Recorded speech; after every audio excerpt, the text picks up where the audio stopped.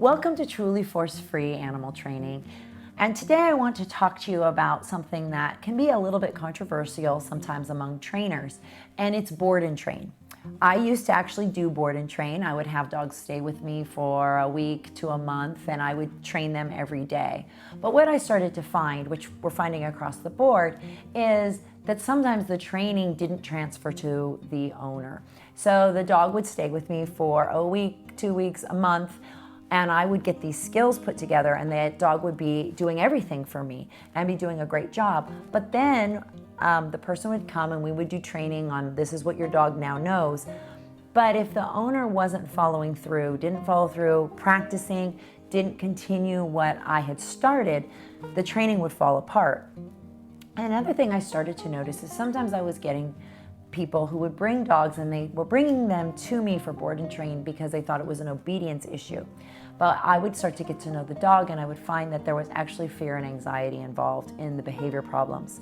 And I would then have to deal with the fear and anxiety before I could do any training at all. So what I started to notice is those dogs would eventually get calmer with me and I would address the fear and anxiety and we could start doing training. But they went back to their environment at home where a lot of the fear and anxiety was triggered, whether there were sounds, whether it was memories, whether it was some sort of PTSD situation going on. When the dog would go back in their original environment, the behaviors would fall apart, and that was usually fear and anxiety related. So I stopped doing board and train because I found that I wasn't really doing a service to people. I was helping the dog, and if they were going to stay with me, it would help.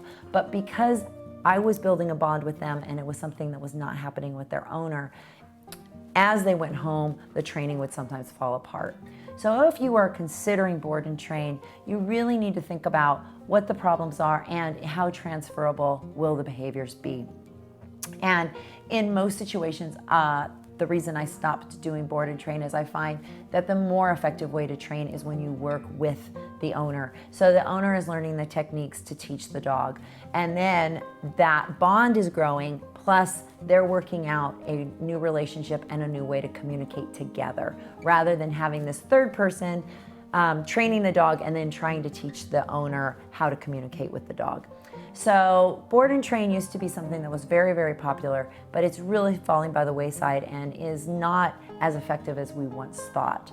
So I hope that if you're trying to decide if you want to do board train, this gives you something to think about. And maybe if you don't have a positive trainer in your area, maybe consider doing some of the videos here on Truly Force Free, or finding another trainer that maybe does one-on-one work in your area, because it's way more effective if you can do the training, and that will help the training be more successful.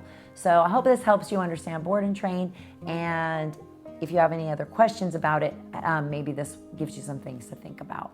So thanks for watching, and I'll see you next time.